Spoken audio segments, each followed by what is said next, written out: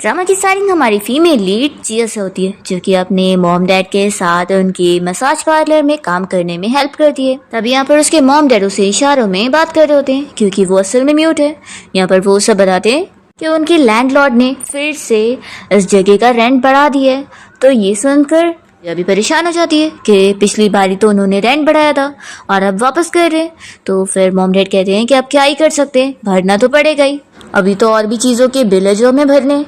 तो जिया अपसेट होती है और सोचती है कि काश मेरे पास एक जॉब होती। वो बताती है कि उसने जो ऑलरेडी बहुत सारी कंपनी में अपने रेज्यूमे सबमिट करी थी वो सब रिजेक्ट हो गए।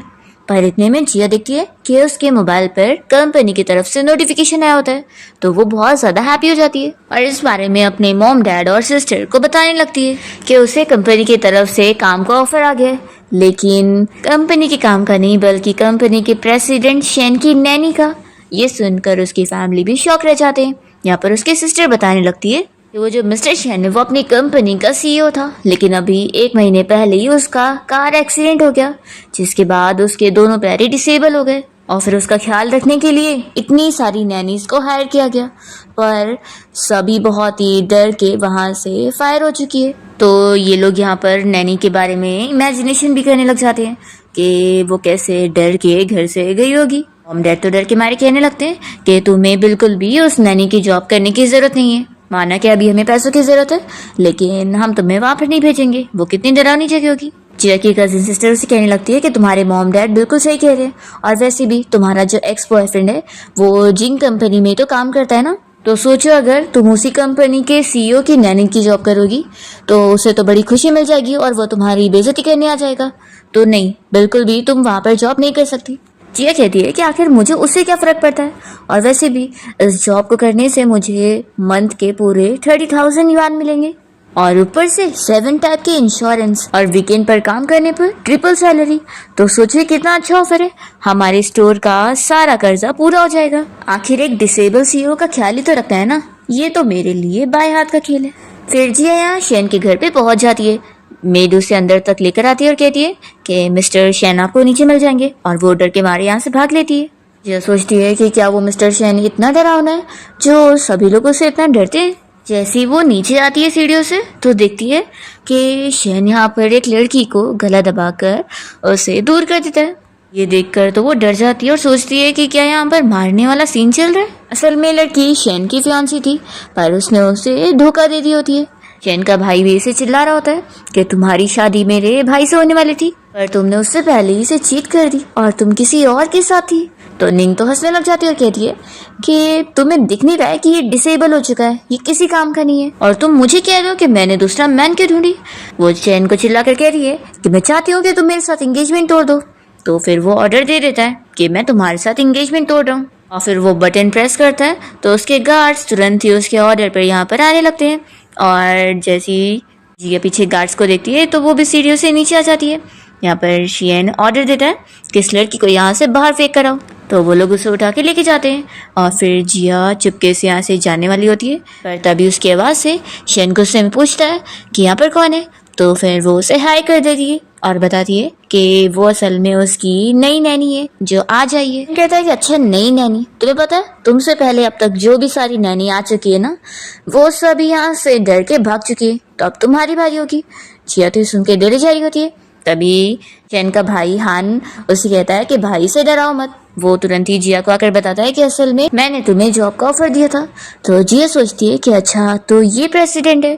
फिर वो तो खुश हो जाती है। हान उससे पूछता है कि तुम ये बताओ कि तुमने नैनी की पोजीशन के लिए अप्लाई करी थी, तो तुम्हें क्या क्या काम आता है। वो बताती है कि मुझे कुकिंग क्लीनिंग सब आता है, और साथ ही में मैं मसाज करना भी जानती हूँ। असल में मेरी फैमिली का एक मसाज पार्लर है।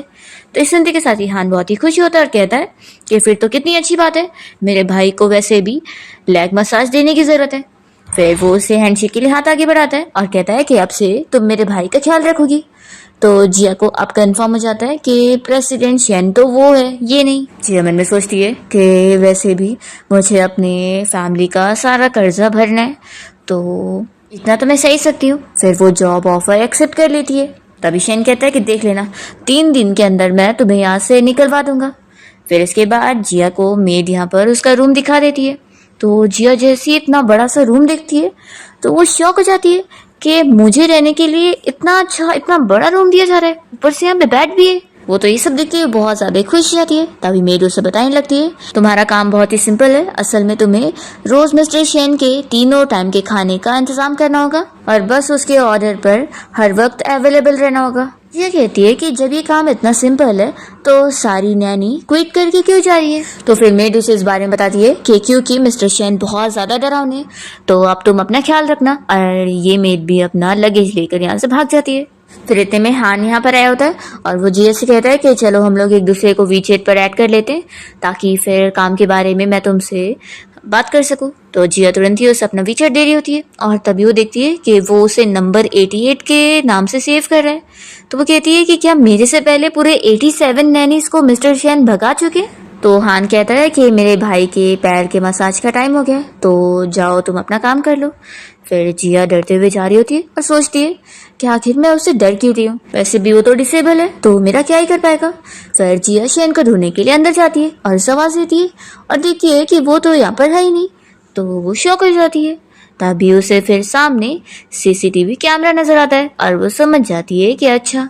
हम देखते हैं कि शेन अपने सीक्रेट रूम में बैठकर जिया को यहाँ पर देख रहा होता है, पर तभी अचानक से वो सोचने लगता है कि ये गायब कहाँ हो गई। फिर वो उसे ढूंढने के लिए बाहर जाता है और इतने में जिया उसका टी शर्ट पकड़ के उसे रोक लेती है।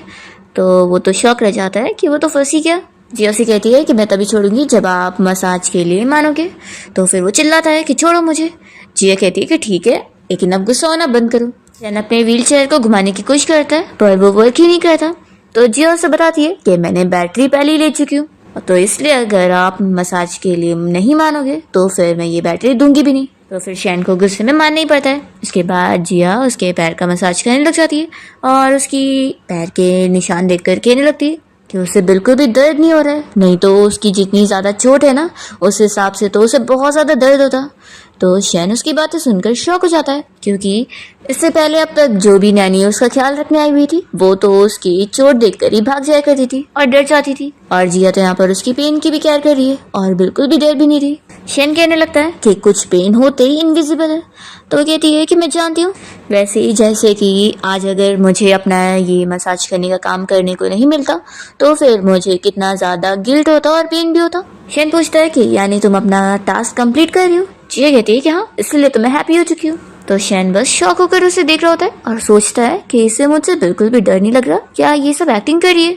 हम देखते हैं कि शेन का भाई हान अपना ऑफिस में बैठकर इन दोनों को ही देख रहा होता है और वो सोचता है कि ये लड़की तो सच में भाई की कितनी केयर कर रही है, फिर तो कितनी अच्छी बात है। वो तो यहाँ पर ऑफिस में काम करके बहुत ज्यादा परेशान होता है और सोच रहा होता है कि बस भाई जल्दी से ठीक हो जाए और वापस से अपना ऑफिस संभालने के लिए आ जाए। मुझे तो ये सारी फाइल्स देखकर रोज ही चक्कर आते हैं और ऊपर से शेयर होल्डर्स के साथ मीटिंग भी मुझे अकेले हैंडल करनी पड़ रही है, मुझे तो कुछ समझ ही नहीं आ रहा है। असिस्टेंट कहता है कि लेकिन मिस्टर शेन के तो पैर डिसेबल हो चुके हैं तो शेयर होल्डर्स इतनी आसानी से उन्हें कंपनी में आने नहीं देंगे। हान कहता है कि मैंने सोच लिया, वो जो लड़की है जिया, मैं उसे एक्स्ट्रा बोनस का ऑफर दूंगा ताकि वो मेरे भाई का पैर रिकवर होने में हेल्प करे, क्या पता फिर मेरा भाई सच में जल्दी से ठीक हो जाए। फिर जिया की जैसी मॉर्निंग में नींद खुलती है तो उसे मैसेज आया होता है। वो देखती है कि उसे हान की तरफ से मैसेज आया है कि अगर वो शेन को ब्रेकफास्ट करवा देगी और उसका मूड हैप्पी कर देगी तो फिर तो वो इस काम पे उसे बोनस देगा पूरे 10,000 युआन।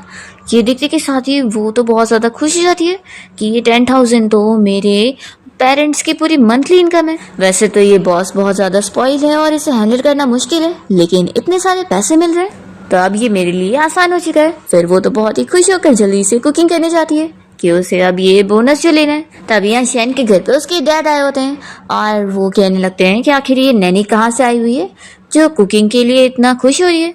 शेन कहता है कि डैड आप ऐसे तो आए नहीं होंगे, तो जरा आप बताओगे कि आपको क्या काम है। शेन के डैड कहते हैं कि मैंने सुना कि तुम वापस से कंपनी में आने का सोच रहे हो, तुम्हें समझ नहीं आ रहा है, तुम दोनों पैर से डिसेबल हो चुके हो और तुम कभी ठीक हो ही नहीं सकते।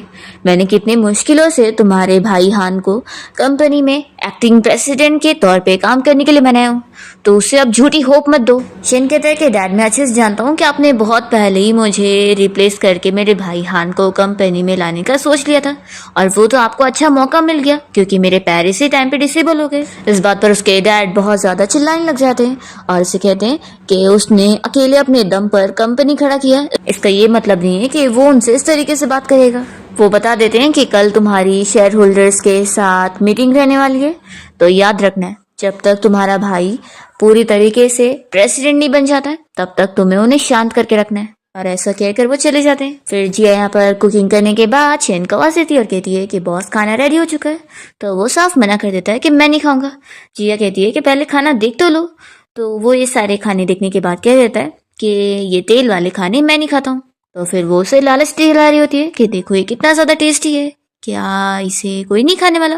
पर फिर भी शैन कुछ नहीं कहता और चला जाता है। फिर रात में शैन का भाई हान घर पर आया होता है और जिया उससे कहती है कि आखिर अब हम क्या करें, मिस्टर शैन ने तो पूरा दिन से कुछ नहीं खाया और डिनर भी नहीं किया। अब तो हान पूछता है कि आज कुछ हुआ था क्या, तो जिया बताती है कि कुछ हुआ तो नहीं था, लेकिन जब से मिस्टर शैन के डैड उनसे मिलकर गए तब से उनका मूड खराब हो गया। तो फिर हान जिया से बताने लगता है कि उसके डैड असल में शैन के साथ पहले से बहुत स्ट्रिक्ट थे और जब वो छोटा था तो उन्होंने उसे अब्रॉड में स्टडी के लिए भेज दिए थे। फिर जब वो 18 ईयर्स का हुआ और अब्रॉड से वापस आया तो उसने फिर कंपनी संभालना शुरू कर दिया और बहुत ही कम टाइम में कंपनी को इतना सक्सेसफुल बना दिया। पर जैसे ही फिर वो डिसेबल हो गया तो डैड ने मुझे जल्दी से उसकी सीईओ की पोजीशन दे दी है और अब तो मेरा भाई मुझसे मिलने को भी जल्दी तैयार नहीं होता है। जिया कहती है कि आखिर कोई पेरेंट्स ऐसे कैसे हो सकते हैं, ये तो कुछ ज्यादा ही हो गया। हाँ, जिया को ऑफर देता है कि अगर तुम मेरे भाई को खुश करने में मदद करोगी और उसे खाना खिलवा दोगी तो फिर बोनस तुम्हें मैं और ज्यादा दूंगा। तो ये सुनने के बाद तो जिया इस ऑफर को एक्सेप्ट कर लेती है कि वो ये करके दिखा देगी। जिया पूछती है कि क्या तुम मुझे बताओगे कि मिस्टर शैन की खाने की क्या क्या पसंद है, फिर मैं उसी हिसाब से उनको खाना दे दूंगी। तो फिर हान सब बताने लगता है कि शैन को क्या चीज़ खाने में बिल्कुल नहीं पसंद और क्या चीज़ पसंद है। तो उसकी सारी चॉइसेस सुनकर जिया नोट कर रही होती है और कहने लगती है कि आखिर ये बिल्कुल एक बिल्ली की चॉइसेस कैसे। वो सोचती है कि वैसे उसके पास एक कैट वाला मनी जार भी है, तो वो इमेजिन कर रही होती है कि मुझे तो एक गोल्डन कैट मिल गई है जिससे मैं तो अमीर होंगी अब। फिर नेक्स्ट मॉर्निंग जिया शैन को ब्रेकफास्ट के लिए बुलाने आई होती है और वो उसे बताती है कि आज उसने उसकी पसंद का ब्रेकफास्ट बनाई है। तो शैन मना कर रहा होता है कि वो नहीं खाएगा। जिया उसके पास आती है और उसे समझाने लगती है कि किसी और से गुस्सा होकर अपने आप को सजा देकर कोई फायदा नहीं है, कम से कम खाना तो टाइम पर खाना चाहिए। शेन कहता है कि तुम अपनी आइडेंटिटी याद रखो, तुम होती कौन हो मुझे लेक्चर देने वाली। तो वो कहती है कि मैं लेक्चर नहीं दी हूँ, मैं तो बस कह रही थी कि मैं तुम्हारी नैनी हूँ, तो मैं बस अपना काम करने आई थी तुम्हें लेग मसाज देने के लिए। फिर वो उसे मसाज देते हुए उसके पेट की भूख की आवाज सुन रही होती है और कहती है कि वैसे अच्छे बच्चों को खाना खा लेना चाहिए, और मन में सोचती है कि उसे पूरा यकीन है कि अब वो जरूर खाएगा। फिर रात में शैन किचन में खाना ढूंढने आया होता है। जब वो फ्रिज खोलता है तो उसे जिया का नोट लिखा हुआ दिखता है जिसमें लिखा होता है कि वो खाने को बस 3 मिनट माइक्रोवेव में गर्म करके खा सकता है। तो फिर ये तुरंत ही गर्म करने के बाद यहाँ पर खाना एंजॉय कर रहे होते हैं और जिया चुपके से बस अपने मोबाइल फ़ोन से उसे रिकॉर्ड कर लेती है और उसे ऐसे खाते हुए देखकर खुश हो जाती है और उसके भाई हान को ये वीडियो सेंड कर देती है। तो हान तो बहुत ज़्यादा हैप्पी हो जाता है और कहता है कि बोनस तो अब तुम्हें मिल जाएगा, लेकिन आखिर तुमने ये करी कैसे। जिया कहती है कि वो मेरे पास खुद का ट्रिक है, मैं बहुत कमाल की हूँ। फिर तभी इतने में शैन जिया को आवाज देता है और उसे कहता है कि उधर छुपी मत रहो, यहाँ सामने आ जाओ। तो वो देखती है कि उसने मिरर की वजह से उसे देख लिया। फिर वो उसके पास आ जाती है और पूछती है कि उसे फ्राइड राइस कैसा लगा। तो वो कहता है कि ठीक ठाक था। जिया फिर शैन के मुंह में कैंडी डाल देती है और उसे समझाती है कि तीखे खाने के बाद उसे कुछ स्वीट चीजें खानी चाहिए। वो उसे कहती है कि वैसे अब तुम अपनी फैमिली की वजह से परेशान मत हो, ज़रूरी नहीं है कि हमारी फैमिली हमारी सारी फीलिंग समझे। और वो उसका मूड यहाँ पे हैप्पी करने की कोशिश कर रही होती है। तो वो कहता है कि तुम्हें ऐसा क्या लग रहा है कि इन सारे हैप्पी कोट्स का मेरे माइंड के ऊपर कुछ असर होगा। तो वो कहती है कि सही बात है, इससे बेहतर था कि मैं तुम्हारी इस व्हीलचेयर की बैटरी निकाल लेती तो वो ज्यादा अच्छा होता। तो शैन तुरंत ही अपने व्हीलचेयर को पकड़ लेता है और वो सोचता है कि ये बिल्कुल भी मुझे एक डिसेबल पर्सन की तरह ट्रीट नहीं करती है। फिर जिया दूसरी कैंडी देख रही होती है और कहती है कि कैंडी कितनी ज्यादा अच्छी है, आखिर इसे पता नहीं फ्रिज में किसने रखा था। शैन शॉक हो जाता है और कहता है कि तुमने क्या इस कैंडी की एक्सपायरी डेट भी देखी थी? तो वो कहती है कि नहीं। शैन बताता है कि मैं कभी भी शुगर वाली कोई चीज़ नहीं खाता हूँ, यानी कि इसका मतलब है कि ये कैंडी अगर मेरे फ्रिज में थी तो वो मेरे भाई नहीं रखा होगा। और पता है लास्ट टाइम उसने कैंडी कब खाया था?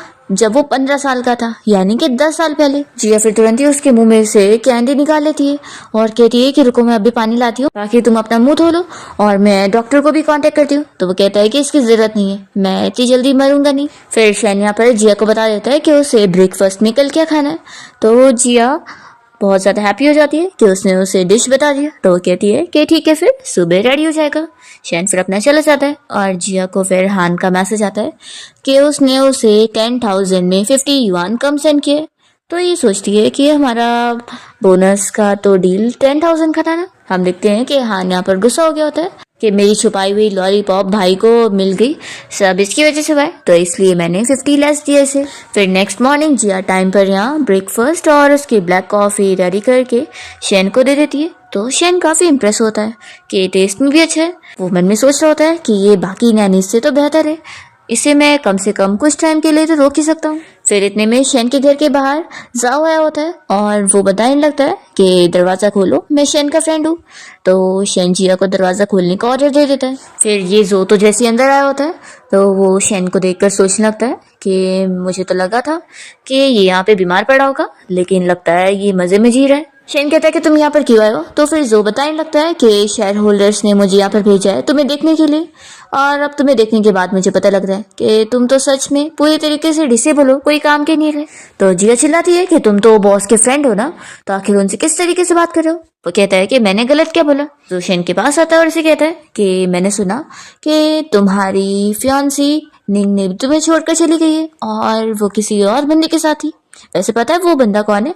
वो कोई और नहीं, मैं ही हूँ। अब वो तुम्हें छोड़ चुकी है और वो मुझे डेट कर रही है। तुम्हारे एक्सीडेंट के दूसरे ही दिन उसने और मैंने नाइट स्पेंड करे और मेरे पास हम दोनों की वीडियो भी है, क्या तुम देखना चाहोगे? शैन गुस्सा हो जाता है और वो खाने की चीज फेंक कर उससे चिल्लाता है कि निकलो यहाँ से, मुझे तुम्हारा मुंह नहीं दिखना। तभी ये जल्दी से वीडियो कॉल चालू करके सारे शेयर होल्डर्स को दिखाने लगता है कि देख लो ये शैन कितना पागल हो चुका है, ये कंपनी संभालने लायक है बिल्कुल नहीं है। जिया जल्दी से शैन के सामने आ जाती है और उसे छुपा रही होती है। फिर शैन की ये हालत देखने के बाद तो डैड तो बहुत ज्यादा चिल्लाने लगते हैं कि ये क्या हरकत है, तुमने मुझे डिसअपॉइंट कर दिए। बारी बारी करके सारे शेयर होल्डर्स भी कहने लग जाते हैं कि मिस्टर शैन तो सच में इतना डरावना हो चुका है, इसे हम बिल्कुल भी वापस से कंपनी में नहीं बुला सकते। तभी यहाँ मीटिंग से हान जल्दी से जिया को मैसेज करता है और उसे कहता है कि तुरंत ही उस जो को मेरे भाई से दूर करो और उसे घर से बाहर निकाल दो। जो तो अभी भी शैन का मजाक उड़ाया जा रहा होता है और कहता है कि मुझे तो नहीं लगता कि तुम कभी ठीक हो पाओगे, तुम हमेशा व्हील चेयर पे रहने वाले हो। जिया इस बात पर उसे चिल्लाती है और कहती है कि जब तक मैं यहाँ पर हूँ मैं मिस्टर शैन को ठीक कर दूंगी। जिया इसे किक करती है तो फिर जो चिल्लाने लगता है कि तुम एक मामूली सी नैनी होकर मुझे मारी हो। तो वो कहती है कि हाँ मैं मारूंगी। जो कहता है कि तुम बस एक मामूली सी नैनी हो और तुम्हारे बोलने से कोई ये ठीक नहीं हो जाने वाला है। जिया कहती है कि अगर मैंने मिस्टर शैन को ठीक कर दी तो क्या तुम इसी वक्त ही उनसे नील डाउन होकर माफी मांगोगे? जो कहता है कि इसे ठीक करना तो दूर है, तुम तो इसका एक पैर भी मूव नहीं करा सकती हो, अगर करा दोगी ना तो मैं तो अब भी नील डाउन करके माफी मांग लूं। तभी यहाँ पर शैन कह रहा होता है कि इसे यहाँ से बाहर निकाल दो। जिया जो की शर्त मान जाती है कि ठीक है चलो फिर अपनी शर्त याद रखना। वो तुरंत ही जाती है शैन के पास और वो मीटिंग में सारे शेयर होल्डर से कहने लगती है कि अब आप लोग ध्यान से देखो कि कैसे मैं मिस्टर शैन का पैर मूव करवाती हूँ, फिर आप लोग को भी यकीन हो ही जाएगा कि उनके पैर ठीक हो सकते हैं। जिया शैन से कहती है कि बॉस मुझ पे बिलीव रखो और फिर वो उसके पैर पे मसाज करने लग जाती है। शैन तो सोच रहा होता है कि उसके पैर तो कब का ही मूव करना बंद कर चुके हैं और वो कहाँ ही ठीक हो सकते हैं। तो वो सोचता है कि क्या करना चाहती है। तभी इतने में जिया जो ट्रिक यूज करती है उससे शैन का पैर सच में मूव करता है। तो सारे शेयर होल्डर शॉक हो जाते हैं और हान तो बहुत ज्यादा खुश हो जाता है कि भाई का पैर मूव हुआ। शैन भी यहाँ पर शॉक हो जाता है और जिया सारे लोगों से कहती है कि आप लोगों ने देख लिया ना, इस बात का ही प्रूफ है कि देखना मिस्टर शैन के पैर जल्द ही पूरी तरीके से ठीक हो जाएंगे। तो फिर सारे शेयर होल्डर्स पूछते हैं कि इसका ये मतलब है कि फिर मिस्टर शेन वापस कंपनी आएंगे। तो शेन कहता है कि हाँ, इसलिए जब तक के लिए आप लोग मेरे भाई का अच्छे से ख्याल रखो और उसके काम में उसे पूरा सपोर्ट दो। फिर जिया जोशी कहती है कि अब तुम्हारी बारी है, तुम शर्त हार गए हो तो अब नील डाउन होकर माफी मांगो। तो वो कहता है कि मैं नहीं माफी मांगने वाला, पता नहीं तुमने क्या ट्रिक इस्तेमाल करी होगी। जिया कहती है कि अच्छा, तो तुम ऐसे नहीं सुनोगे ना, तो अब मैं तुम्हें दिखाती हूँ कि एक नैनी क्या करने के लिए कैपेबल है। फिर वो तुरंत यहाँ पर बटन प्रेस करती सारे गार्ड्स को बुला लेती है और उन्हें ऑर्डर देती है कि इसे पकड़ के नील डाउन करवाओ। तो जो डर के मारे फिर सॉरी बोलने लगता है। जिया उसे किक करके उसे नील डाउन करवा देती है और फिर शेन गार्ड्स को कहता है कि इसे जाकर बाहर फेंको। तो वो लोग लेके चले जाते हैं। फिर जिया खुश होकर शेन की तरफ मुड़ती है और वो उसे पूछता है कि आखिर तुमने मेरा पैर कैसे मूव करवाई थी। तो जिया बताती है कि असल में मेरे पेरेंट्स के साथ मैंने इतने टाइम से मसाज पार्लर चलाती आई हूँ, तो उन्होंने मुझे इस बारे में बताया, तो मैंने बस उसी पॉइंट्स को टच करी तो फिर उससे तुम्हारे पैर मूव हो गए। और वो मन में उसके लिए अपसेट हो रही होती है कि आखिर उसका ऐसा फ्रेंड कैसे हो सकता है जो कि उसकी बेइज्जती कर रहा था। यहाँ पर शेन कहता है कि क्या हुआ, तुम्हें मुझ पे तरस आ रही है। तो जिया तो सोच रही होती है कि हाँ, उसे सच में उस पे तरस आ रही है। अभी शेन कहने लगता है कि अब तुम जाओ यहाँ से, मैं तुम्हें फायर कर रहा हूँ। तो जिया कहती है कि तुम मुझे ऐसे कैसे फायर कर सकते हो, फायर करने का कोई रीजन भी तो होना चाहिए ना, क्या मैंने तुम्हारे पैर मूव कर दी क्या इस वजह से। तो वो कहता है कि मैं तुम्हें डबल कंपेंसेशन दे दूंगा, लेकिन अभी 1 घंटे में ही यहाँ से निकलो। जिया गुस्सा होती है और कहती है कि ठीक है, मैं पहले अपनी बातें कह दूं फिर मैं चली जाऊंगी। जिया यहाँ पर अपनी सारी बातें उसे सुना देती है कि उसने तो यहाँ पर अच्छे से अपना काम करी थी और वो जो यहाँ पर आया था उसे परेशान करने के लिए, तो उसने बस उसकी हेल्प की उसका गुस्सा निकालने में, तो बस इस वजह से वो उसे फायर कर रहा है। वो कहती है कि ठीक है, मैंने तो अपने पूरी रिस्पॉन्सिबिलिटी निभाई थी, पर तुम कोई बिना रीजन के मुझे यहाँ से फायर कर रहे हो। वो फिर चली जाती है और फिर जिया अपना लगेज लेकर यहाँ से फिर चली जाती है।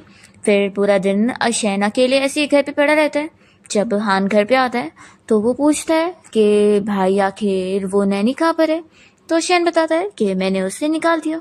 हान कहता है कि भाई आप चाहते क्या हो, पता है वो 88 नैनी आई हुई थी और अब तो हाउस कीपिंग कंपनी ने भी मुझे ऑलरेडी ब्लॉक कर चुके हैं, तो आपके लिए मैं जिया जैसी इतनी अच्छी नैनी कहाँ से ढूंढ के ला पाऊंगा। तभी शेन का जो डॉक्टर फ्रेंड उसका चेकअप करने आया होता है, वो चेकअप करके शॉक होता है और कहता है कि तुम्हारे पैर में तो थोड़ी सी इम्प्रूवमेंट आई है, जिसका मतलब है कि तुम अब जल्दी रिकवर कर पाओगे। वो पूछने लगता है कि आखिर क्या तुम कोई नई चीज कर रहे हो, ऐसे कैसे तुम ठीक होने लगे। तो फिर हान बताता है कि मैंने भाई के लिए एक नई नैनी हायर किया था जो कि उन्हें लेग मसाज भी कर दी थी। तो फिर डॉक्टर कहता है कि फिर मैं समझ गया, उसकी वजह से तुम्हारे भाई का पैर ठीक हो पाया, अगर ऐसे ही चलेगा तो फिर एक दिन वो पूरी तरीके से ठीक हो जाएगा। हान कहता है कि लेकिन भाई ने तो ऑलरेडी उस लड़की को फायर भी कर चुके हैं। तो डॉक्टर कहता है कि फिर तो क्या ही कर सकते हैं। तभी यहाँ पर शेन जिया को याद करने लगता है और फिर वो अपने भाई के इंसिस्ट करने पर मान जाता है कि ठीक है, उसे वापस बुला लेते हैं। दूसरी ओर हम देखते हैं कि जिया वापस से अपने घर पहुंच चुकी होती है और अपने पेरेंट्स के साथ होती है। तो वो लोग तो खुश होते हैं कि अच्छा हुआ तुम वापस आ गई, तुम्हें वापस वहां पर जाने की जरूरत नहीं है। तभी यहाँ पर जिया का एक्स बॉयफ्रेंड आया होता है और वो उसकी मजाक उड़ाने लगता है और कहता है कि तुम तो नैनी की जॉब करने गई थी ना, तो वापस क्यों आ गई, लगता है तुम्हें फायर कर दिया गया। जिया कहती है कि आखिर तुम्हें कैसे पता कि मैं नैनी की जॉब करने गई थी। वो कहता है कि ये पता लगाना कैसी मुश्किल होगा, आखिर तुम्हारी फैमिली एक मसाज पार्लर शॉप चलाते हैं, तो तुम नैनी बनने के अलावा क्या ही जॉब कर पाओगी। और वो मन में सोचता है कि वो तो जिन कंपनी में काम करता है, तो इसी बात का फायदा उठाते हुए उसने जिया को नैनी की पोजीशन के लिए ट्रांसफर कर दिया था और इसे तो पता भी नहीं है। जिया की कजिन कहने लगती है कि जब से तुमने इस यू को डंप कर दियो, देखो तब से अटेंशन पाने के लिए फिर से तुमसे मिलने आ गए। तो यू की मॉम कहने लग जाती है कि बकवास करना बंद करो, उल्टा मेरी बेटी ने तुम्हें छोड़ा है समझी, तुम उसके लायक क्यों नहीं हो, और तुम्हें पता भी नहीं है कि वो अब जीन ग्रुप कंपनी के HR डिपार्टमेंट में काम कर रहा है, तुम उसके लायक क्यों नहीं हो। जिया कहती है कि ठीक है, आपने बिल्कुल सही कहा है, इसलिए अपना मुंह लो और निकलो यहाँ से। ये कहने लगता है कि अगर अभी भी तुम मुझसे माफी मांगो ना तो शायद मैं तुम्हें एक चांस दे दूं और वापस से तुम्हें डेट करने के लिए मान जाओ। तो उसकी मॉम कहती है कि तुम पागल हो गए हो, ये आखिर एक नैनी की जॉब करने लायक है और वैसे भी इसके पेरेंट्स तो म्यूट है, तो ऐसी लड़की से शादी करोगे तो तुम्हारे बच्चे भी म्यूट ही हो जाएंगे। ऐसा बोलकर वो जिया की और उसके पेरेंट्स की बेइज्जती करने लग जाती है। तो जिया को आ जाता है गुस्सा और वो सीधा इस यू और उसकी मॉम को थप्पड़ लगाती है और दोनों से कह देती है कि निकल जाए यहाँ से, नहीं तो मुझसे बुरा कोई नहीं होगा। तो यू को गुस्सा आता है और वो जिया को मारने के लिए हाथ आगे बढ़ाता है। तो जिया की पूरी फैमिली उसे सपोर्ट करने के लिए आगे आ जाते हैं और कहते हैं कि वो जिया को हाथ भी लगा कर देखे। तो फिर ये कहता है कि वैसे भी अब तुम कोई लायक की नहीं बची हो, तुम्हें तो फायर भी कर दिया गया है और देख लेना वापस से तुम्हें किसी भी कंपनी में जॉब नहीं मिलेगा, क्योंकि तुमने मिस्टर शेन से जो पंगा ले ली होंगी। तो अब तुम बस जिंदगी भर अपनी मॉम डैड के साथ ऐसी फालतू सी शॉप को चलाती रहो। हम देखते हैं कि शैन बाहर सब कुछ सुन रहा होता है और वो आवाज देकर कहता है कि किसने कहा कि जिया को कोई भी हायर नहीं करना चाहता। तो यू और उसकी मॉम शैन को देखकर जल्दी से बाहर आते हैं और यू से अच्छे से बात कर रहा होता है। पर यहाँ पर तुरंत ही हान ऑर्डर देता है और इसे कंपनी से फायर करवा के इन दोनों को यहाँ से निकलवा भी देता है। फिर कजिन जल्दी से इशारों में यहाँ पर जिया के मॉम डैड को बता देती है कि ये बंदा असल में जिया का बॉस है। तो जिया के मॉम डैड तो यहाँ पर गुस्से में शेन को बातें सुना रहे होते हैं और उसे इशारों में कह रहे होते हैं कि वो यहाँ पर आया भी कैसे, वो लोग उसे छोड़ेंगे नहीं। तो शेन कहता है कि तुम्हारे पेरेंट्स क्या बोल रहे हैं। तो जिया जल्दी से उसके पास जाती है और उसे झूठ कहती है कि कुछ नहीं, वो तो उल्टा तुम लोगों को वेलकम कर रहे थे। हान कहता है कि मुझे तो लगा कि तुम्हारे पेरेंट्स कह रहे थे कि वो हमें जॉब कर देंगे। जिया कहती है कैसे कैसे हो सकता है। वो शेन से पूछती है कि वैसे तुम लोग यहाँ पर आए क्यों। तो शेन कहता है कि असल में मेरे भाई को तुमसे कुछ कहना था। तो हान बताने लगता है कि असल में मेरे भाई को अब रिग्रेट हो गया है, उसने अपनी गलती मान ली है कि वही कुछ ज़्यादा ही गुस्सा कर रहा था और ज़्यादा सेंसिटिव था। तो तुम्हारे जाने के बाद उन्हें अपनी गलती का एहसास हुआ, इसलिए हम तुम्हें वापस से जॉब के लिए बुलाना चाहते हैं और इस बार हमने कॉन्ट्रैक्ट को वापस से रिन्यू भी करवा दिए। तो देख लो तुम्हें ये ऑफर पसंद आएगा। और वो जिया को कॉन्ट्रैक्ट देता है पढ़ने के लिए। जिया फिर देखती है कि इस बार उसने उसकी सैलरी डायरेक्ट 1 लाख कर दी है। तो वो तो शॉक रह जाती है और जिया के मॉम डैड और कजिन मिलकर यहाँ पर इन लोगों को मना कर देते हैं कि जिया बिल्कुल भी वापस से उनके पास काम करने नहीं आने वाली है। जिया कुछ कह नहीं रही होती है तो शेन को लगता है कि वो भी यही चाहती है। तो वो कहता है कि ठीक है, मैं तुम्हें फोर्स नहीं करूंगा और वो सभी के साथ जाने लगता है। जिया जब तक इस कॉन्ट्रैक्ट को पढ़ने के बाद उसे रोकने वाली होती है तब तक वो लोग जा चुके होते हैं। जिया के मॉम डैड और कजिन कहते हैं कि अच्छा हुआ ना वो लोग चले गए, तुम्हें क्या हो गया। तो जिया बताती है कि उन लोगों की तरफ से उसे पूरे 1 लाख हर महीने का ऑफर है और इतना अच्छा ऑफर वो नहीं ठुकरा सकती है, इससे तो वो लोग कितने ज्यादा रिच हो जाएंगे। तो यहाँ पर उसके पेरेंट्स भी मान जाते हैं और जिया कहती है कि कोई बात नहीं, अब मैं 2 दिन बाद जब काम करने पहुंचूंगी तो फिर मिस्टर शेन को सरप्राइज दूंगी। दूसरी तरफ शेन फिर अपने भाई हान के साथ घर पहुंच जाता है और हान कहता है कि भाई आप फिक्र मत करो, मैं आपके लिए न्यू नैनी ढूंढ दूंगा। शेन मना करता है कि नहीं, अब इसकी जरूरत नहीं है। तो फिर हान अपना काम से चला जाता है और फिर शेन अकेला पड़ जाता है और वो जिया को याद करने लगता है। इसी तरीके से 2 दिन बीत जाते हैं और वो अपसेट होकर सोच रहा होता है कि अब तो वो थोड़ी ना आने वाली है। वो सोच रहा होता है कि पहले उसकी फियांसी उसे चीट करके चली गई, उसके बाद उसके मॉम डैड भी उससे कोई प्यार नहीं करते और अब तो जिया जो कि उसकी केयर कर रही थी वो भी वापस नहीं आने वाली। पर तभी इतने में जिया पहुंच जाती है और उसे गुड मॉर्निंग विश करती है। तो वो उसे देखते के साथ ही खुश जाता है और कहता है कि तुम वापस आ गई। जिया कहती है कि मैंने इस बारे में मिस्टर हान को बता दी थी, तो उन्होंने क्या आपको कल मैसेज करके नहीं बताया। तभी इतने में शेन को हान का मैसेज आया होता है कि भाई मैं बताना भूल गया था कि आज जिया वापस से काम करने आ जाएगी, उसने मुझे कल ही बताई थी। शेन फिर अपने पसंद का ब्रेकफास्ट यहाँ पर जिया को बता देता है और वो तुरंत ही फिर खुशी खुशी कुकिंग करने चली जाती है और शेन बहुत ज्यादा खुश होता है और अपने आप को पिंच करके सोचता है कि यानी ये सच में सपना नहीं है। और फिर जिया तुरंत ही कुकिंग करके यहाँ पर शेन को उसका ब्रेकफास्ट ला के सर्व कर देती है। फिर शेन जब यहाँ ब्रेकफास्ट खा रहा होता है तभी जिया उसे देखकर कहने लगती है कि मिस्टर शेन आपने शेव कर लिया। तो वो हाँ कहता है। जिया कहती है कि सच में आप सच में बहुत ज्यादा हैंडसम लग रहे हैं। तो शेन अपना शौक हो जाता है। जिया कहती है कि वैसे आपके बस बाल काटना बचे तो क्यों ना मैं आपके बाल काटने में हेल्प कर दूं। वो कहता है कि तुम्हें बाल काटना भी आता है। जिया बताती है कि ये तो कुछ भी नहीं है, मैंने अब तक बहुत सारे कैट और डॉग्स का बाल कट कर चुकी हूँ। तो वो कहता है कि क्या तुम मुझे कैट डॉग समझ रही हो। जिया कहती है कि फिक्र मत करो, मुझे बाल काटना अच्छे से आता है, जैसे मैंने उनका कट करी आपका भी कट ही कर लूंगी। वो लोग भी तो आखिर जिंदा चीज ही थे ना। और फिर जिया जब यहाँ शेन का बाल कट करी होती है तो वो अभी भी डाउट कर रहा होता है कि तुम सच में कट कर लोगी ना। तो अभी जिया गलती से उसका बाल पीछे से गलत तरीके से कट कर देती है तो डर जाती है। शेन कहता है कि क्या वो कुछ गलत हुआ क्या। जिया कहती है कि बिल्कुल नहीं और वो वापस से बाल सही कर देती है। वे कोई डोरबेल बजाता है तो वो कहती है कि मैं जाकर देख कर आती हूँ और बॉस आप फिक्र मत करो, मैं किसी को भी आपको हर्ट करने नहीं दूंगी। यहाँ घर पे शेन का डॉक्टर फ्रेंड आया होता है। उसे देखकर जिया कहने लगती है कि आखिर तुम कौन हो। देखो अगर तुम मेरे बॉस को यहाँ परेशान करने आए हो तो मैं बता दूं कि मैं तुम्हें छोड़ूंगी नहीं। तभी यहाँ पर शेन पहुंच जाता है और बताता है कि वो असल में मेरा डॉक्टर है। तो तुम इतनी फिक्र मत करो, वो मेरा अच्छा फ्रेंड है। फिर ये डॉक्टर भी बताने लगता है कि हाँ मैं यहाँ पर शेन का पैर का चेकअप करने आया हूँ। तो जिया उसे कहती है कि सॉरी। तो फिर वो तो यहाँ पर शेन से कह रहा होता है कि तुम्हारी नैनी तो सच में तुम्हारी कितनी केयर करती है। फिर इसके बाद वो शेन का चेकअप करने के लिए उसके पैर की चोट खोल रहा होता है और जिया से कहता है कि क्यों ना तुम बाहर जाओ। तो जिया कहती है कि क्या मैं नहीं देख सकती। शेन कहता है कि उसे रहने दो, नहीं तो फिर वो मेरी व्हीलचेयर की बैटरी निकाल लेगी। फिर ये डॉक्टर बताता है कि जैसा मैंने लास्ट टाइम तुमसे कहा था कि तुम्हारे पैर की कंडीशन सच में अच्छी हो गई है, तो ऐसी धीरे धीरे चलता रहा तो तुम्हारे पैर रिकवर हो जाएंगे। जिया सुनते के साथ ही खुश होती है और कहती है कि इसका मतलब है कि मिस्टर शेन फिर से खड़े हो पाएंगे। वो कहती है कि फिर तो कितनी ज्यादा अच्छी बात है। शेन जिया को ही देख रहा होता है और सोचता है कि मेरे पैर ठीक होने से इसे कितनी खुशी मिल रही है, मैंने तो एक्सपेक्ट भी नहीं किया था। जिया तो मन में ये सोच रही होती है कि जब मिस्टर शेन को खाना खिलाकर मुझे इतना सारा बोनस में पैसे मिल रहा है, तो अगर मेरी वजह से इनका ये पैर ठीक हो गया तो फिर मुझे कितने सारे पैसे मिलेंगे, मैं तो इमेजिन भी नहीं कर सकती। शेन यहाँ पर अपने डॉक्टर फ्रेंड को बताता है कि असल में मैंने पता लगाया कि 3 महीने पहले जो मेरा कार एक्सीडेंट हुआ था ना, वो इंटेंशनल हुआ था, तो इसलिए अब मेरा पैर ठीक हो रहा है, इस बारे में बाहर किसी को भी पता नहीं लगना चाहिए। तो जिया कहती है कि बॉस बिल्कुल भी फिक्र मत करो, मैं इस बात को सीक्रेट रखने वाली हूँ और किसी को भी बताऊंगी नहीं। डॉक्टर बताता है कि असल में शेन को तुम अगर रोज अच्छे मूड में रखोगी ना तो उसकी रिकवरी में और हेल्प मिलेगी। तो जिया फिर इस बारे में सोच रही होती है। फिर नेक्स्ट डे वो उसे अपने साथ बाहर वॉकिंग पे लेकर जाती है। तभी यहाँ पर जो और निंग इन दोनों को देख लेते हैं और निंग यहाँ पर कहने लगती है कि ये शेन आज बाहर कैसे निकला हुआ है, क्या ये ठीक हो रहा है। तो जो कहता है कि मुझे तो नहीं लगता, वैसे तो लास्ट टाइम इस लड़की की वजह से मेरा सारा प्लान खराब हो गया था और बोर्ड मीटिंग के टाइम पर वो हीरो बन गया था, लेकिन नहीं, अब मुझे प्रूफ करके दिखाना होगा कि ये कभी ठीक हो ही नहीं सकता है। शेनजिया से पूछता है कि तुम यहाँ मुझे ग्राउंड में क्यों लेकर आई हो। तो कहती है कि मैं आज तुम्हें बाहर वॉक पर लेकर आई ताकि तुम्हारा मूड अच्छा हो जाए। और जिया तो मन में उसे कैट की तरह ट्रीट कर रही होती है। तभी इतने में जो बच्चे लोग यहाँ पर सॉसर खेल रहे होते हैं उन लोग का बॉल आ जाता है। तो जिया बॉल उठाकर कहती है कि बॉस चलो हम लोग भी साथ मिलकर सॉसर खेलते हैं। शेन कहता है कि तुम मेरी हालत देख रही हो, तुम्हें लगता है मैं खेल पाऊंगा।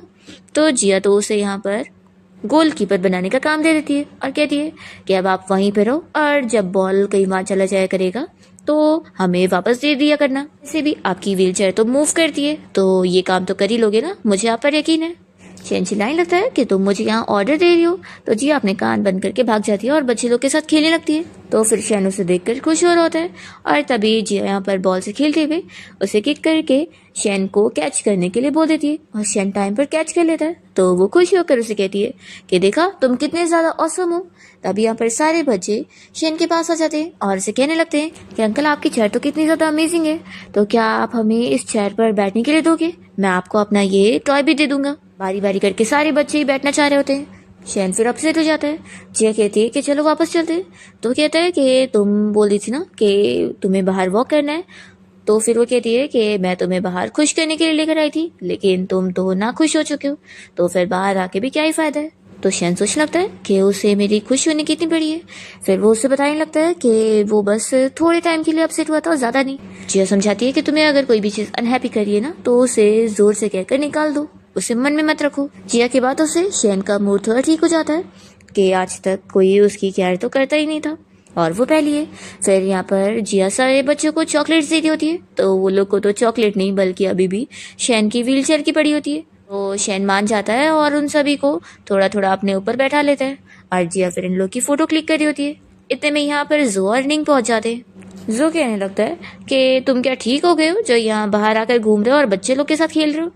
तो निंग कहती है कि वैसे भी अब वो यूजलेस बन चुका है ना, तो बच्चों के साथ खेलने के अलावा वो क्या ही कर सकता है। सारे बच्चे फिर अपना खेलने चले जाते हैं और जिया इन लोगों से पूछती है कि तुम लोग यहाँ पर क्यों आए हो। तो निंग बताती है कि मेरी और जो की एंगेजमेंट होने जा रही है और क्योंकि शेन जो का अच्छा फ्रेंड है तो हम यहाँ पर उसे इनवाइट करने आए थे।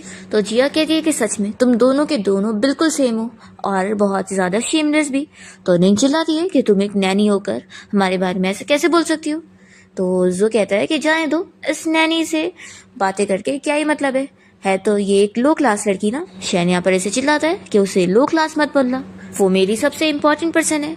तो जो कहने लगता है कि तुम्हें ऐसा बोलते हुए शर्म भी नहीं आ रही, लोग सुन लिए ना कि तुम अपनी नैनी के बारे में इतने ज्यादा प्रोटेक्टिव हो रहे हो तो वो तुम पर हंसेंगे।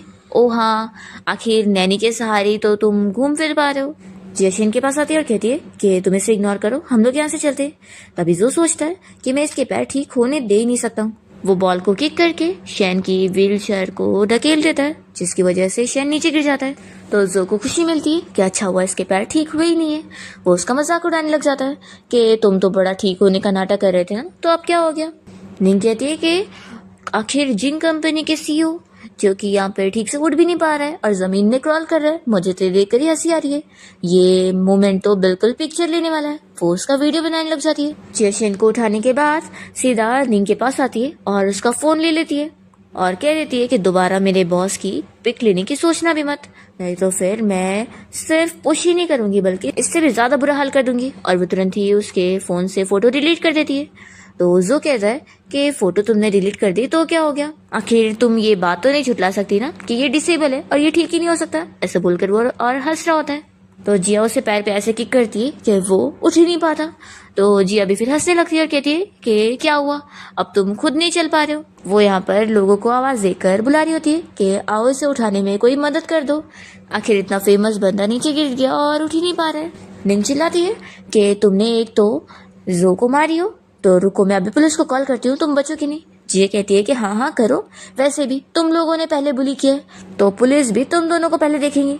तो फिर ये दोनों डर जाते और जो तो शेन से कहने लगता है कि तुम्हारी नैनी कितनी ज्यादा एरोगेंट है। शेन कहता है कि मैंने ही उसे स्पॉइल किया हूँ, वो जो चाहे वो कर सकती है।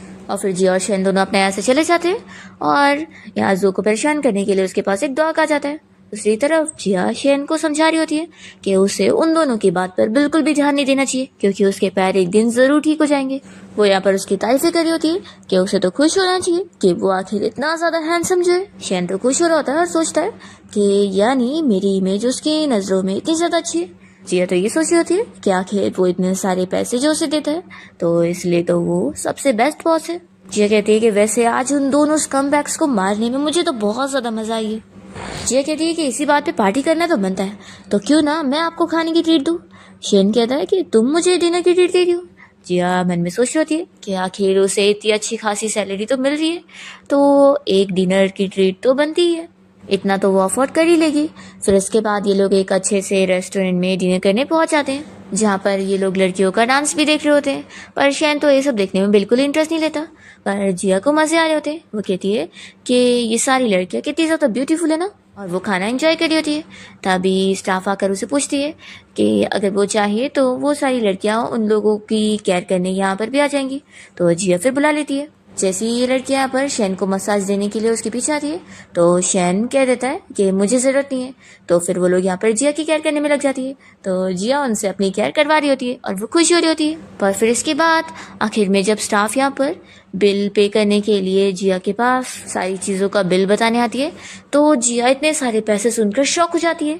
शैन कहता है कि कोई बात नहीं, मैं पे कर देता हूँ। तो जिया कहती है कि नहीं नहीं, आखिर मैंने बोली थी कि ये ट्रीट मेरी तरफ से होगी तो मैं आपको पे करने के लिए कैसे दे सकती हूँ। शैन कहता है कि ठीक है फिर तुम ही पे कर दो, और वो अपना फिर मोबाइल नहीं निकालता है। जिया सोचती है कि मैंने तो बस एक ही बार मना करी थी, ये तो सच में रुक गया। फिर वो अपसेट होकर खुद ही बिल पे करने के लिए अपना फोन निकालने जाती है, पर उसे पता लगता है कि वो अपना फोन लाना भूल गई है। फिर शैन भी देखता है कि वो भी अपना फोन नहीं लाया है। तो दोनों फिर यहाँ पर स्टाफ को बताते हैं। तो स्टाफ तो अपने बॉस को यहाँ पर बुला कर ले आती है, जो कि इन लोगों को चिल्लाने लगता है कि क्या वो लोग फ्री में यहाँ पर खाना खाने के लिए आए थे। वो कह देता है कि अगर तुम लोगों ने बिल नहीं पे करे तो तुम दोनों फिर यहाँ से जा नहीं सकते हो, तुम लोगों को यहाँ के सारे बर्तन धोने पड़ेंगे। जिया फिर बहाने करने लगती है कि क्यों ना आप मेरे बॉस को यहाँ पे रख लो, जब तक वो यहीं पे रहेंगे मैं तब तक घर जाकर अपना फोन ले आऊंगी और बिल पे कर दूंगी। शेन कहता है कि तुम ये क्या कर रही हो। तो जिया कहती है कि बॉस कंडीशन ही ऐसी है तो प्लीज मान जाओ। जिया यहाँ पर इस रेस्टोरेंट के बॉस से कहने लग जाती है कि आखिर मेरे बॉस की जो व्हील चेयर है ना, ये भी बहुत ज्यादा महंगी है, अगर मैंने सच में पे नहीं करी ना तो आप इसे भी बेच सकते हो। तो फिर ऐसे करके वो मना ही रही होती है। अभी शेन सोचता है कि ये तो मुझे बेचे डाल रही है। फिर वो तुरंत ही अपना बटन प्रेस करता है तो उसके सारे गार्ड्स यहाँ पर पहुंच जाते हैं। तो ये सभी तो शॉक रह जाते हैं कि ये क्या हो गया। शेन अपने गार्ड से कहता है कि उन लोगों को उसे कोई प्रोटेक्ट करने का काम नहीं करना है, बल्कि बहुत ही छोटा सा काम करना है, बिल पे करने का। शेन जी ऐसे कहता है कि तुम्हें ये रेस्टोरेंट पसंद आया ना। फिर वो रेस्टोरेंट के बॉस से बात कर लेता है कि क्या आप ये मुझे बेचना चाहोगे, मैं अच्छे प्राइस में खरीद लूंगा। तो फिर वो बॉस तो तुरंत ही बेचने को तैयार हो जाता है और शेन ये रेस्टोरेंट जिया के लिए खरीद देता है और कहता है कि अब तुम जितना चाहिए मिठाई इधर से खा सकती हो।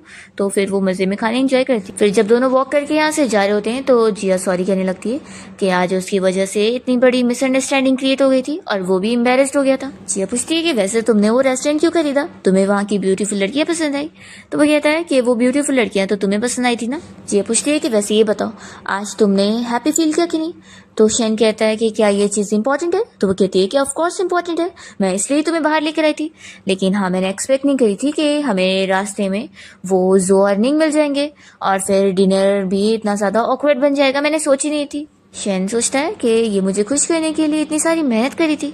जिया कहती है कि मैं प्रॉमिस करती हूँ कि अगली बार मैं कभी तुम्हें डिनर की ट्रीट दूंगी ना तो अच्छे खासे पैसे लेकर चलूंगी, और मैंने प्रॉमिस अगर कभी तोड़ी ना तो मेरे ऊपर बिजली गिर जाए। तब यहाँ पर सच में बारिश होना शुरू हो जाती है और जिया डर कर फिर यहाँ पर शेन के ऊपर गिरने लगती है। तो वो तो उसे देखता रह जाता है।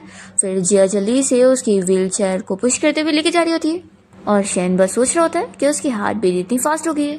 फिर घर आने के बाद शेन तो बीमार हो चुका होता है तो जिया उसकी केयर करने में लग जाती है और वो उसका बुखार कम करने के लिए उसके सर पे कपड़ा रखकर पूरी रात भर उसकी केयर करती है। फिर ऐसी मॉर्निंग हो जाती है और जिया यहाँ पर शेन की केयर करते हुए उसके बॉडी मसल्स दिखने लगती है। वो अपने आप को रोक ही नहीं पा रही होती है उसे टच करने के लिए। तभी शेन चाक जाता है और कहता है कि क्या तुम्हें पसंद है? जिया बहुत ज्यादा शाय होती है और कहती है कि बिल्कुल नहीं, मैं ऐसा कुछ भी नहीं करी थी। तो शेन कहता है कि देख लो तुम्हारे हाथ कहाँ पर है। जिया जल्दी से अपना हाथ हटाती है और कहती है कि मैं जा रही हूँ कुकिंग करने, और वो भाग जाती है। फिर नेक्स्ट सीन में हम देखते हैं कि शेन जिया और अपने भाई हान के साथ निंग और जो की एंगेजमेंट सेरेमनी के लिए आया होता है। तो हान और जिया दोनों ही कह रहे होते हैं कि आखिर उसे इस एंगेजमेंट सेरेमनी में पार्टिसिपेट करने की क्या जरूरत थी। तभी यहाँ पर जिया तो कह रही होती है कि उन दोनों चीटर्स को तो मैं छोड़ूंगी नहीं। तो शेन कहता है कि तुम कुछ करने वाली हो? वो कहती है कि बॉस, उन लोगों ने तुम्हें बुली किया था ना, तो मैं उन्हें सबक सिखाऊंगी। वो हान से कहती है कि तुम्हारा ये रॉकेट मुझे बहुत ही काम का लगता है और लगता है तुम भी इन लोग की वेडिंग सेरेमनी खराब करने का कोई प्लान बना रहे हो। फिर हम देखते हैं कि इस एंगेजमेंट सेरेमनी में आए हुए लोग जब यहाँ शेन को देखते हैं तो कहने लगते हैं कि ये तो आखिर निंग का एक्स फियांसी है ना, ये यहाँ पर क्या कर रहा है? क्या इसे यहाँ पर आने में शर्म नहीं आई? तो दूसरा बंदा कह रहा होता है कि तुम्हें पता नहीं है कि मिस्टर शेन निंग से इतना ज्यादा प्यार करता है कि इसने खुद डिसेबल होने के बाद अपने फ्रेंड को उसे खुद दे दिया।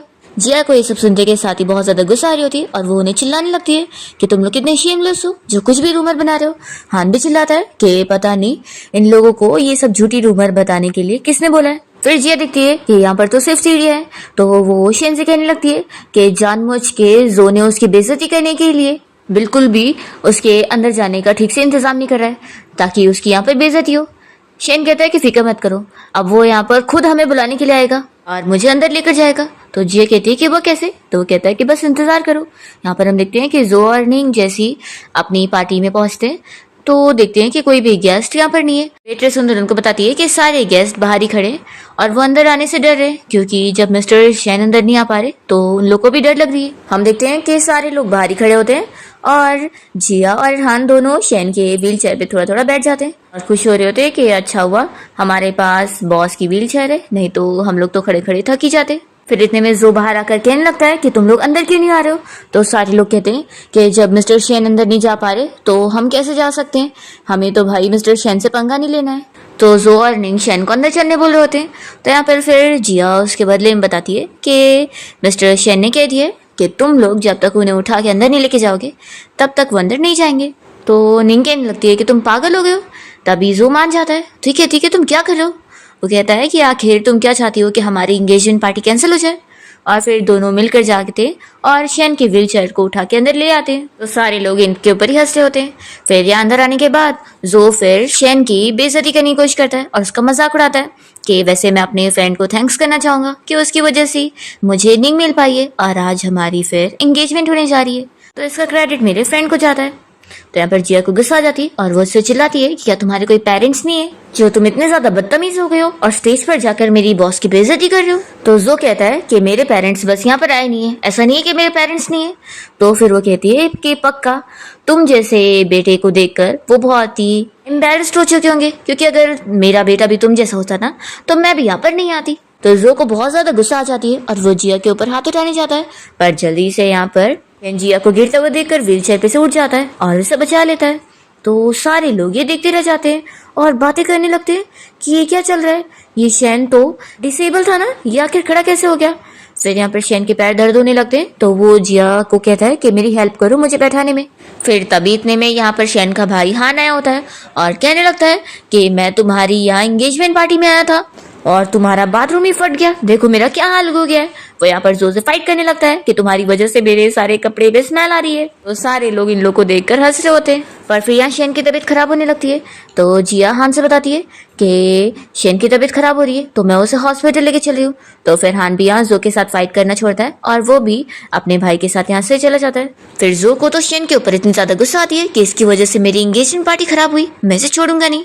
हम देखते हैं कि शेन यहाँ हॉस्पिटल गया होता है और उसका डॉक्टर फ्रेंड उसका चेकअप करने के बाद उसकी रिपोर्ट देखकर बताता है कि असल में उसने जो ऐसे अचानक से खड़े हो गया है, इससे उसके ट्रीटमेंट में अब थोड़ा डिले हो गया है और वो दोबारा ऐसी कोशिश ना करे, नहीं तो वो पूरी तरीके से ठीक नहीं हो पाएगा। तो जिया कहती है कि मेरी गलती है, आखिर बॉस मुझे बचाने के लिए खड़े हो गए थे, नहीं तो उनकी ये हालत ना होती। फिर जिया को तो शेन के लिए बुरा लगने लगता है और वो अपसेट हो रही होती है कि उसकी वजह से ये हालत हो गई उसकी।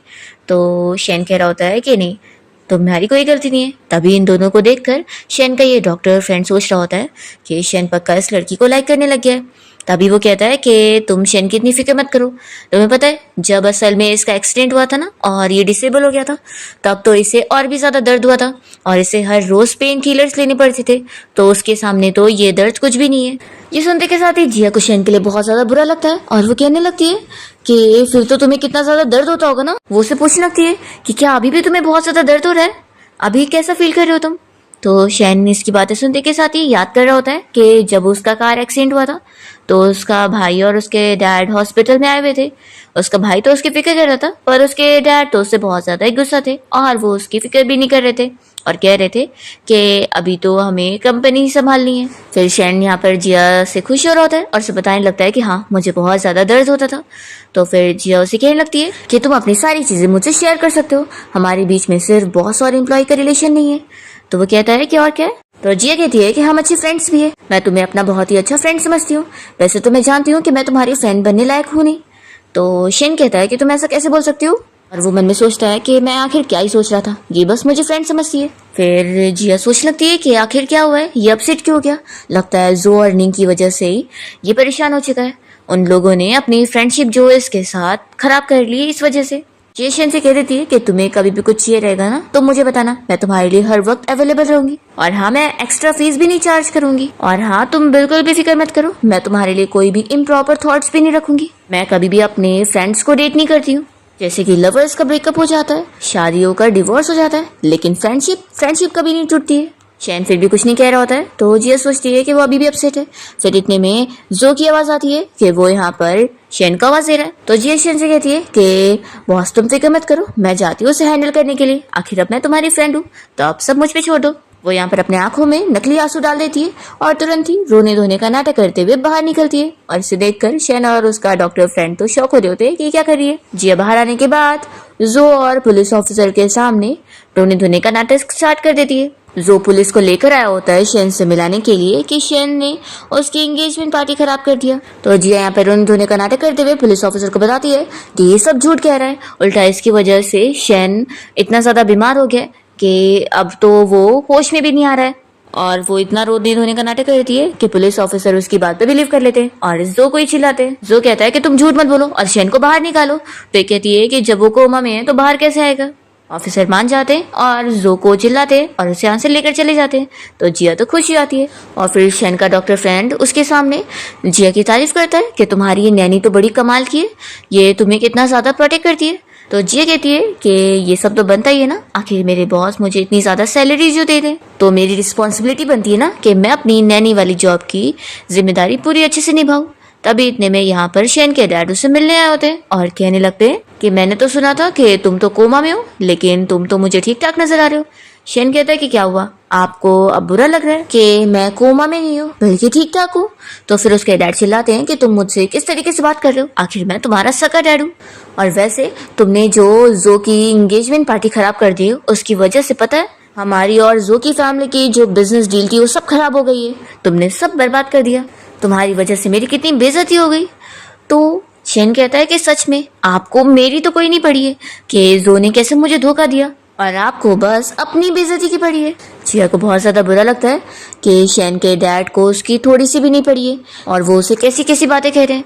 फिर यहाँ पर शैन के डैड उसे कंटिन्यूअसली चिल्ला रहे होते हैं कि वो एक डिसेबल है और किसी काम का नहीं है, तो उसे अपनी लिमिट याद रखनी चाहिए। जिया फिर गुस्से में चिल्लाने लगती है, पर मुंह से नहीं बल्कि म्यूट बनकर इशारों में ही। तो फिर डैड कहते हैं कि आखिर ये लड़की कौन है। तो डॉक्टर बताता है कि ये शैन की नैनी है। तो फिर डैड कहते हैं कि नैनी है तो ये ऐसे फिंगर पॉइंट करके मुझसे क्यों बात कर रही है। जिया और सामने आती है और वो शैन के डैड को म्यूट बन के इशारों में सारी भड़ास निकाल लेती है और उनसे सब इशारों में कहती जाती है कि वो कितने खराब डैड है और कैसी कैसी चीजें बोल रहे हैं अपनी बेटी को। यहाँ पे डॉक्टर फ्रेंड बताने लगता है कि असल में शैन को शांति पसंद है ना, इसलिए उसने ऐसी म्यूट वाली नैनी को हायर किया है। तो डैड कहते हैं कि जिस तरीके से ये मुझसे इशारों में बात कर रही है, मुझे तो लग नहीं रहा कि ये मेरे लिए कुछ अच्छा बोल रही होगी। वो कहते हैं कि हट जाओ सामने से, मुझे अपने बेटे से बात करने दो। तो शैन तुरंत ही अपने डैड को कहता है कि आप उसे हाथ मत लगाना। तो उसके डैड कहते हैं कि तुम मुझसे इस तरीके से बोल रहे हो, तुम कितने बेकार बेटे हो। तो शैन कहता है कि मैं आपका बेटा हूँ तो आप मेरे साथ जो चाहे वो कर ले, लेकिन इसके साथ नहीं कर सकते, मैं इसे प्रोटेक्ट करने वाला हूँ। जिया तो इसे सुनकर और भी ज्यादा खुश हो जाती है और सोचती है कि बॉस इतने अच्छे हैं तो मैं उन्हें और भी हेल्प करने वाली हूँ। डैड चिल्लाते हैं कि तुम इस म्यूट लड़की को कुछ ज्यादा ही नहीं डिफेंड कर रहे हो। तभी यहाँ पर मॉम आ जाती है और वो शैन के डैड को चिल्लाती है कि तुम शांत हो जाओ। वो यहाँ पर उसके डैड के ऊपर गुस्सा करने लगती है कि तुम आखिर कैसे डैड हो, हमारे बेटे को एक नैनी तक उसको प्रोटेक्ट कर रही है और तुम हो के उसे बातें सुना रहे हो। जिया तो शैन की मॉम से इम्प्रेस हो जाती है और सोचती है कि मॉम इतनी ज्यादा ब्यूटीफुल है इसलिए तो शैन इतना ज्यादा हैंडसम है। वो अपनी मॉम पर गया, उसकी मॉम तो बड़ी कूल निकली। फिर यहाँ पर शैन के डैड और मॉम आर्ग्यूमेंट करने लगते हैं। तो जिया सोचती है कि इनका रिश्ता इतना कॉम्प्लिकेटेड क्यों लग रहा है। तभी शैन का डॉक्टर फ्रेंड इसे स्लो से बताने लगता है कि असल में शैन के मॉम डैड की बिजनेस मैरिज हुई थी, इसलिए दोनों के बीच में कोई प्यार तो नहीं है, बस नाम का रिश्ता है। असल में शैन की मॉम को शक है कि उसके डैड अभी भी अपनी फर्स्ट लव को ही पसंद करते हैं और इसी बात पर उन लोगों का झगड़ा होता रहता है। शैन की मॉम यहाँ पर शैन के डैड से कह रही होती है कि तुम जाओ अपनी फर्स्ट लव के पास और मुझे तो तुमसे डिवोर्स ही लेना है। तो वो क्लियर कर रहे होते हैं कि ऐसा कुछ भी नहीं है जैसा वो सोचती रहती है। दोनों आर्ग्यूमेंट करना स्टार्ट कर देते हैं और जिया मौका देखकर शैन को यहाँ से लेकर चली जाती है। और वो बाहर आने के बाद शैन से पूछती है कि बॉस मेरी एक्टिंग बहुत ज्यादा सुपर्ब थी ना। तो वो कहते हैं कि हाँ, तुमने ये कैसे करी। जिया कहती है कि तुम्हें पता है मैंने तुम्हारे डैड को सारे इशारों में क्या क्या बोली थी, मैंने उन्हें बहुत डांटी और मैंने उन्हें ये भी बताई कि तुम सबसे ज्यादा बेस्ट हो, तुमसे बेस्ट तो कोई है ही नहीं। शैन कहता है कि तुम्हारी नजरों में क्या मैं सच में इतना ज्यादा अच्छा हूँ। तो जिया कहती है कि जितना मैं बोल रही हूँ ना उससे भी ज्यादा अच्छे, मुझे तो लगता है कि मैं पूरी जिंदगी भर। शैन कहता है कि क्या जिंदगी भर। जिया कहती है कि मैं जिंदगी भर तुम्हारे लिए काम करूंगी। तो फिर वो अपसेट हो जाता है कि आखिर मैं क्या सोचता रहता हूँ। वो कहता है कि ठीक है अब हम घर चलते हैं। तभी इतने में शैन की मॉम यहाँ पर पहुंच जाती है उससे बात करने के लिए और कहने लगती है कि तुम प्रॉब्लम में पड़े थे तो तुमने मुझे क्यों नहीं कांटेक्ट किया। शैन कहता है कि आपको कब से मेरी पड़ने लग गई। जिया सोचती है कि क्या हर डोमिनेटिंग सीईओ का फैमिली के साथ रिलेशन बिल्कुल अच्छा नहीं रहता। तभी मॉम जिया से पूछती है कि तुम शैन की नैनी हो, मैंने शैन के फ्रेंड से सुनी कि तुम इसका इतना अच्छे से ख्याल रख रही हो और इसे कितना प्रोटेक्ट करती हो। वो उसके लिए उसे थैंक्स कर रही होती है। तो जिया कहती है कि आंटी आपको मुझे थैंक्स करने की जरूरत नहीं है, मैं बस अपनी जॉब पूरी कर रही हूँ। तो फिर मॉम कहती है कि तुम बोल सकती हो, तुम म्यूट नहीं हो। जिया कहती है कि असल में मैं बस शैन के डैड को चुप कराने के लिए उनके साथ ऐसे प्रिटेंड कर रही थी। तो मॉम तो और भी ज्यादा खुश हो जाती है और कहती है कि तुम कितनी अच्छी बच्ची हो। वो उसे एक कार्ड देती है और कहती है कि मेरी तरफ से तुम्हारे लिए बोनस है, तुम इसे जो चाहे वो खरीद लेना। जिया मना कर रही होती लेने से, पर मॉम फिर भी उसे देकर चली जाती है। फिर जिया शैन से उसकी मॉम के बारे में डिस्कस करती है कि असल में तुम्हारी मॉम इतनी भी ज्यादा बुरी नहीं है बल्कि बहुत अच्छी है। शैन कहता है कि इसलिए ना क्योंकि उन्होंने तुम्हें बोनस दिए। तो फिर जिया इस पर कुछ नहीं कह पाती और कहती है कि ठीक है चलो अब शॉपिंग के लिए चलते हैं, फिर उसके बाद मैं कुछ अच्छा सा बनाऊंगी। फिर दोनों घर आ जाते हैं और जिया अपना कुकिंग कर रही होती है। तभी शैन यहाँ पर अपने भाई हान से बातें कर रहा होता है। हान कहता है कि भाई मैंने आपके डॉक्टर फ्रेंड से इस बारे में सुना कि आप जिया को लाइक करने लगे।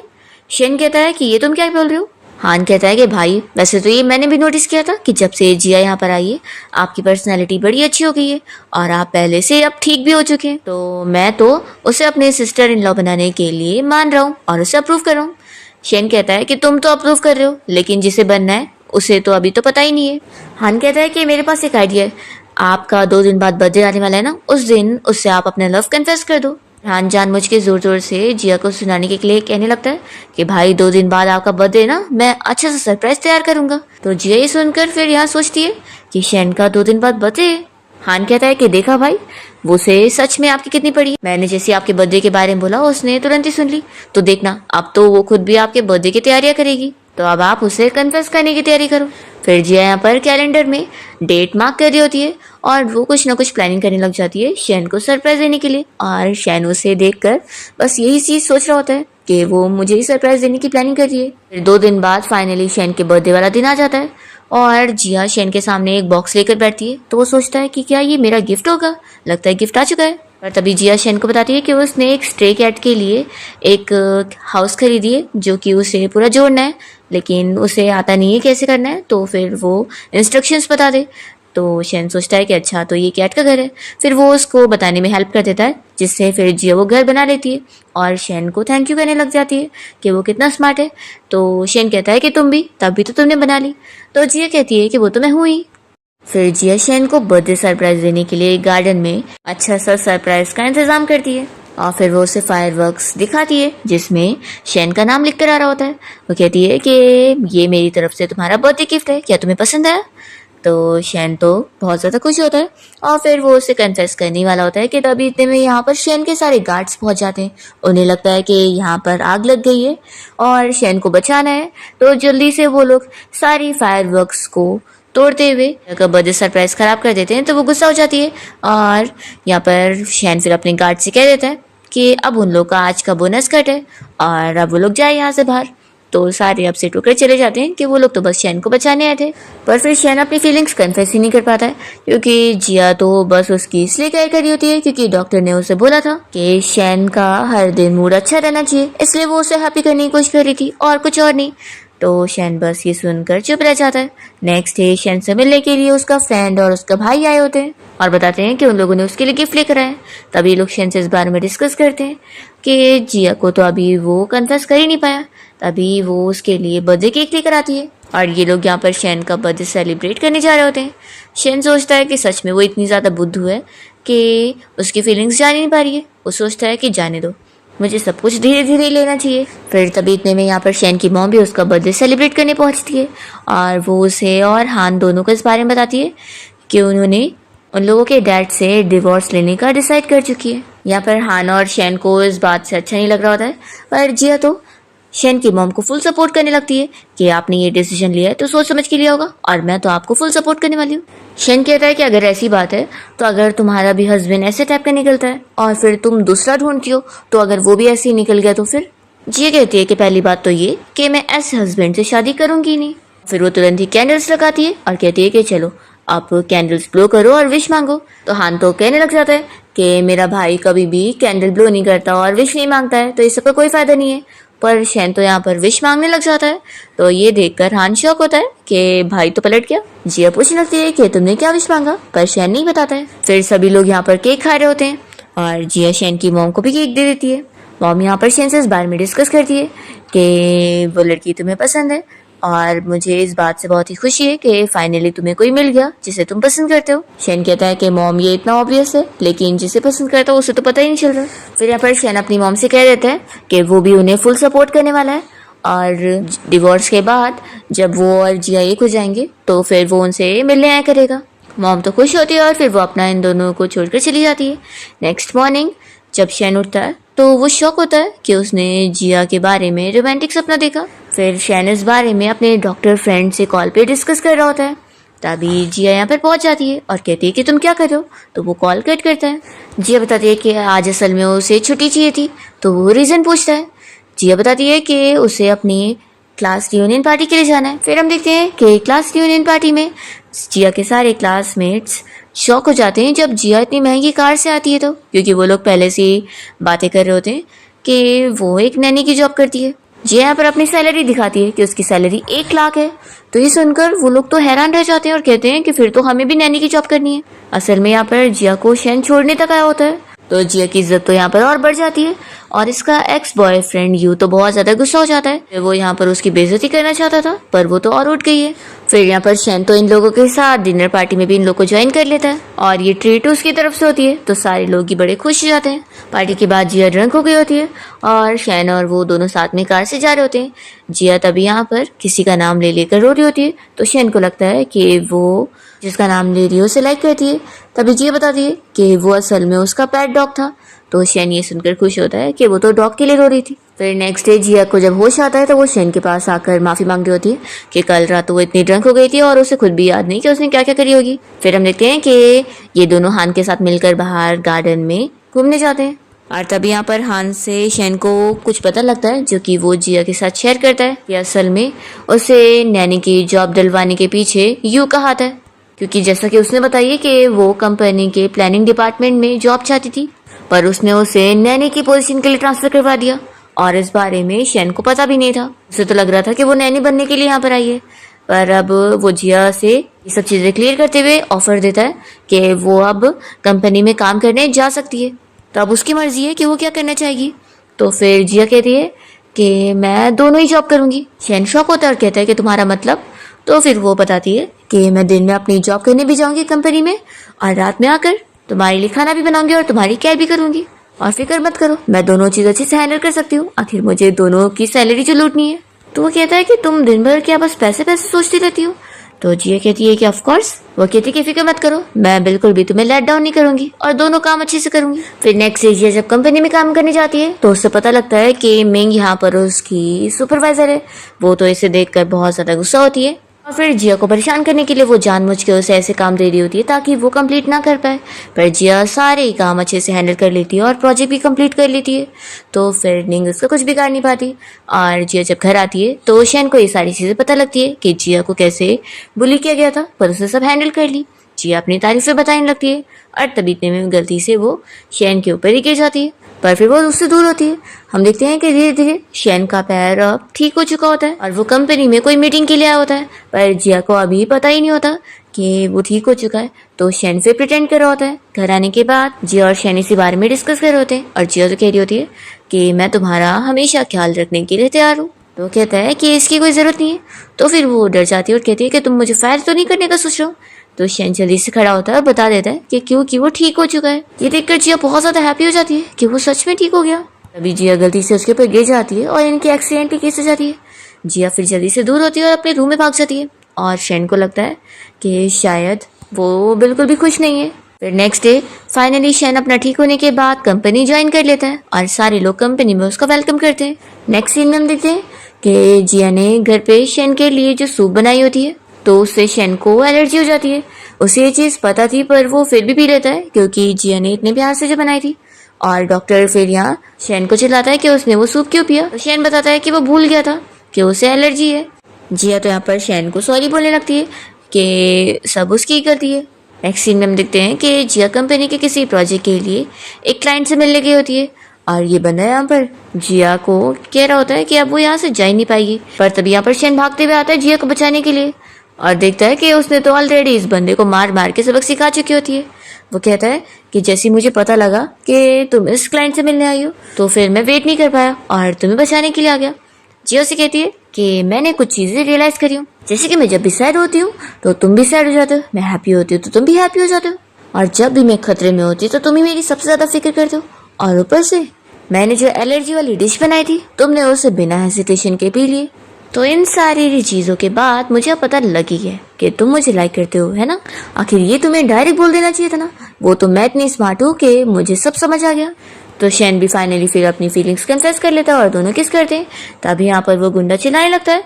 तो शेन अपने गार्ड से कहता है कि इसे लेकर जाओ, ये हमें डिस्टर्ब कर रहे हैं। फिर यहाँ पर शेन को उसके भाई हान का मैसेज आ रहा होता है कि उन दोनों की प्लानिंग कामयाब हो गई। दोनों ऑफिस का सीसीटीवी फुटेज देख रहे होते हैं कि जो कैसे चुपके से उनकी कंपनी में जाकर कोई प्रोजेक्ट फाइल चुराने गया होता है और इन लोगों ने जानबूझ के उसे फंसाने के लिए सारी चीजें करे होते हैं और उसे रंगे हाथ पकड़ लेते हैं। जिसके बाद फिर वो दोनों उसे फायर कर देते हैं और अपना बदला लेने में कामयाब हो जाते हैं। हान अब बहुत ज्यादा हैप्पी होता है कि शेन ने अब कंपनी संभालना शुरू कर दिया है। और फिर फाइनली जिया और शेन अपनी हैप्पी डेटिंग लाइफ बिता रहे होते हैं और शेन जिया को इस बारे में बताता है कि उसने असल में यही विश मांगा था कि जिया को भी उससे प्यार हो जाए और दोनों ही फिर साथ में यहाँ पर इस घर में हैप्पीली रहे। और इसी के साथ इस ड्रामा की हैप्पी एंडिंग यहाँ पर हो जाती है।